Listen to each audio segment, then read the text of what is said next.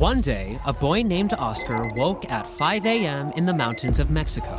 At just 11 years old, his reality isn't school or toys, but scorpions, snakes, and the biting ants that crawl over his skin as he picks coffee beans. Oscar started at age 8, and the crazy thing is, he doesn't dream of being a doctor or a lawyer because, for him, a life outside the plantation doesn't exist.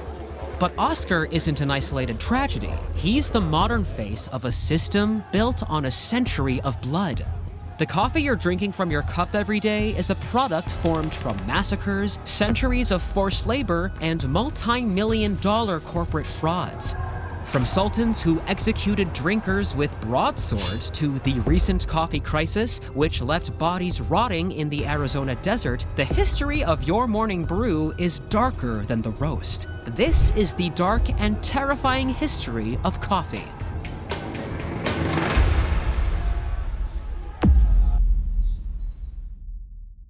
One night in 1633, the dark streets of Istanbul were quiet in a terrifying and unusual way. Most people were hiding behind their doors, praying they wouldn't hear a knock. Why? Because it was believed that Sultan Murad IV was out on a hunt. According to some legend, Murad was dressed in a simple disguise to blend into the shadows, and in his hand was a massive 100-pound broadsword. It is believed that he was looking for a smell. If he caught the bitter, roasted scent of coffee coming from any coffeehouse window, he would burst inside, and with one swift swing of that heavy blade, he would chop off the head of whoever was holding the cup. Can you imagine being killed just for having a drink? It sounds like a scary movie, doesn't it? But for the people living under Murad's rule, this was a very real nightmare. Even though it is not 100% certain that Murad was actually going out at night to chop people's heads off himself, people were definitely getting killed because of him. This man was so obsessed with order that he made drinking coffee in coffeehouses a crime punishable by death. But here's the craziest part. While Murad was murdering his subjects, he was sipping on it himself back at the palace. So why was he killing people who drank it in coffeehouses? To understand that, we have to look at how this magical drink started a revolution.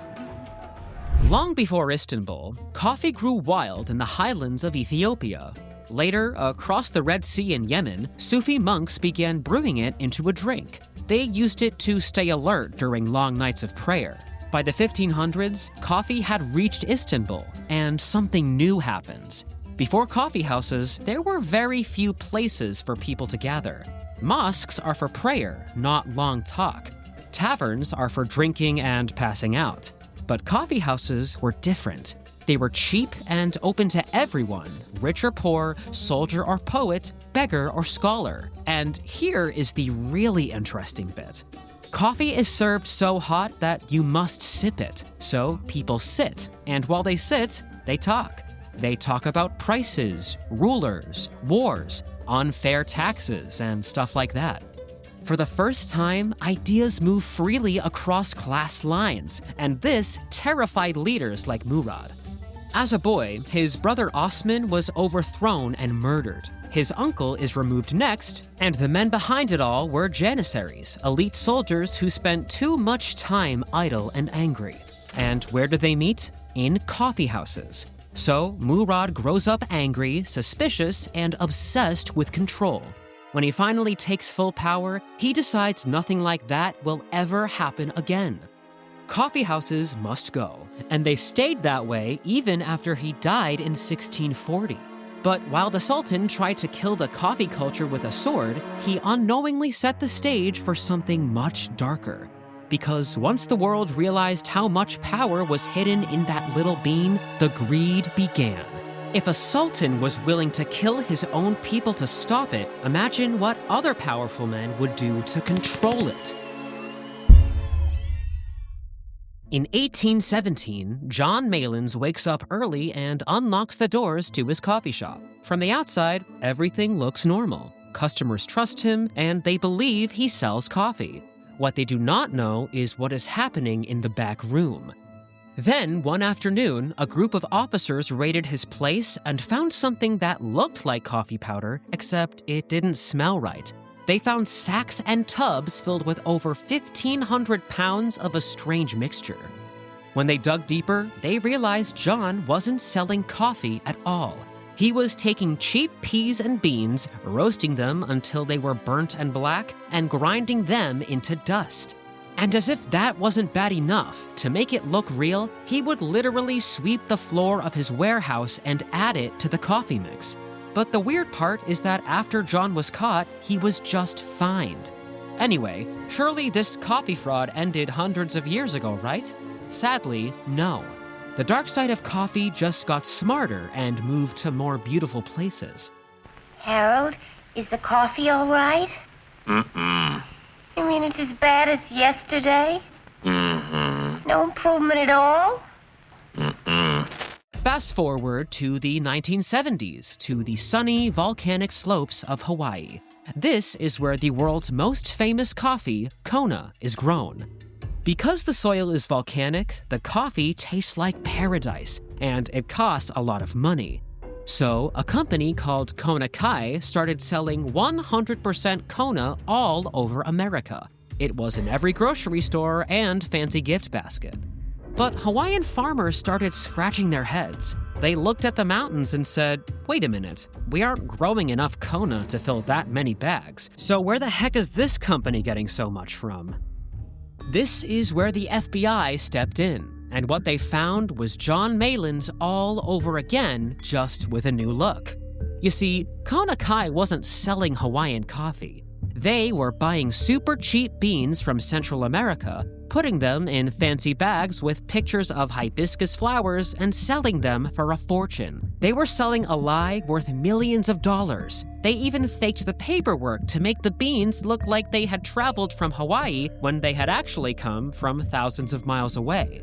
But while these cases are insane, the dark history of coffee reveals something even more alarming. In fact, this is where things truly get out of hand.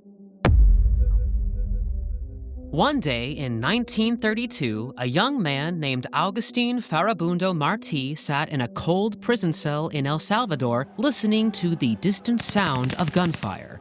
Martí wasn't a typical soldier, but a student who had dropped out of university because he couldn't stand seeing his neighbors starve while the rich got richer. You see, back then, coffee was everything in El Salvador. But when the world's coffee prices crashed, the wealthy families who owned the big farms didn't want to lose a single penny. So they did something absolutely terrible. They took away the tiny plots of land where the poor grew their own food, and they cut their pay in half. Seeing this, Martí tried to lead a protest to demand a better life, but the government's response was a nightmare no one saw coming. They didn't just arrest the protesters. They started a massacre called La Matanza, or the slaughter. For 10 days, the military hunted down anyone who looked like a poor farmer, killing nearly 30,000 people altogether. And to make it even scarier, they targeted indigenous people, as if they were trying to erase their culture entirely. And as for Martí, well, he was later executed by a firing squad, becoming a ghost in a history book while the big coffee companies in America kept on buying those beans. It's hard to believe a morning drink could lead to such a dark secret, right? But unfortunately, it doesn't just end at massacres. Sometimes the market itself can be just as deadly. Harvey, want anything special for your birthday? Just a decent cup of coffee. You're kidding. I'm serious. Honey, your coffee's undrinkable. Around the beginning of the 21st century, the government of Vietnam decided they wanted to be the new king of coffee. They started by planting coffee trees everywhere. It worked so well that the world was suddenly drowning in coffee beans. Now, you might think lots of coffee sounds like a good thing, but for a small farmer in Mexico or Colombia, it was a death sentence. Because there was so much coffee, the price dropped so low that it cost more to grow the beans than the farmers could sell them for. This created a coffee crisis that came with a lot of deadly consequences. In India and Nicaragua, farmers became so poor and buried in debt that they began taking their own lives. In Mexico, desperate fathers looked at their hungry children and realized they had to leave their homes just to survive. One group of 14 coffee farmers from Veracruz who had lost everything tried to walk across the Arizona desert to find work in America. They were just thirsty, tired dads trying to save their families, but the desert is a cruel place. All 14 of them died under the scorching sun, miles away from the coffee trees they used to love. And why did they have to die? Well, because the big system cared more about having cheap coffee in every supermarket than it did about the lives of the people picking the beans. Unfortunately, as bad as these stories are, there is an even older reality hiding behind your coffee, one that started in Brazil and never truly went away. It's the most happy flavor, deep and hearty flavor. It's the most happy flavor in the USA. In 2017, a boy named Marco woke up at 4 a.m. in Guatemala. He wasn't getting ready for school or watching cartoons. Marco was 9 years old, and his job was to pick coffee that eventually ended up in the colorful bags we see at the grocery store. For 14 hours a day, from 5 a.m. until the sun went down at 7 p.m., Marco labored in the fields. But this goes beyond missing school and not having time to play. You see, when the farm owners sprayed the coffee bushes with chemicals, the air became thick and poisonous, and so Marco would start to vomit, his stomach twisting until he couldn't even look at food. Yet, for all that pain and for 14 hours of backbreaking work, Marco was paid about $3. That is less than the price of a single latte at Starbucks. Luckily, an organization called World Vision Canada stepped in and rescued Marco, giving him a chance to be a kid again. But for thousands of other children, the dark side of coffee still has them in its grip. In 2020, an undercover investigator named Anthony Barnett decided to see if the big coffee brands were telling the truth when they promised they didn't use child labor. He went to Guatemala with a hidden camera, and what he found was heartbreaking. Everywhere he looked, he saw children, some as young as 8 or 12 years old, carrying sacks of coffee that weighed almost as much as they did. One 12-year-old boy told Anthony he had been working since he was 11. He didn't go to school. He went to the field 6 days a week to earn money just so his family could eat. The big companies like Starbucks and Nespresso say they have zero tolerance for this, but the truth is often hidden behind layers of paperwork and fancy logos.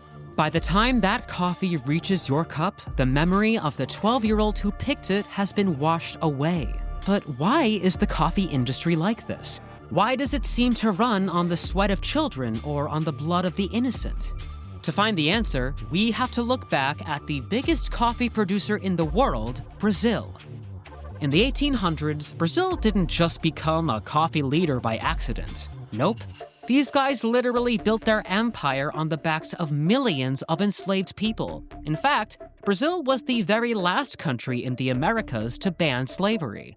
For a long time, the black gold of coffee was actually powered by human chains. You might think that ended 100 years ago, but Brazil still tells a different story. Even in the 2020s, investigators are still finding workers in what they call slavery-like conditions. Take the story of two brothers, Pedro and Jose. In 2023, they were promised a good job harvesting coffee. They rode a bus for 16 hours only to find themselves trapped in shacks with no beds, no toilets, and no clean water. And worse, they were forced to work from dawn until night, and the owner took almost all their money back by charging them for energy and maintenance. They were prisoners in a coffee field and were only saved when the police raided the farm and freed them. What's really crazy is that even as recently as 2023, coffee was still the #1 reason for government slave rescues in Brazil. This means that every cup we drink connects us to the dark history of coffee. So hopefully by choosing to drink coffee, we will finally start demanding a change in the story that doesn't involve the cost of a human life or the enslavement of a child. I love coffee. I love tea. I love the jabba jive and it loves me. Coffee and tea and the jiving and me. A cup, a cup, a cup.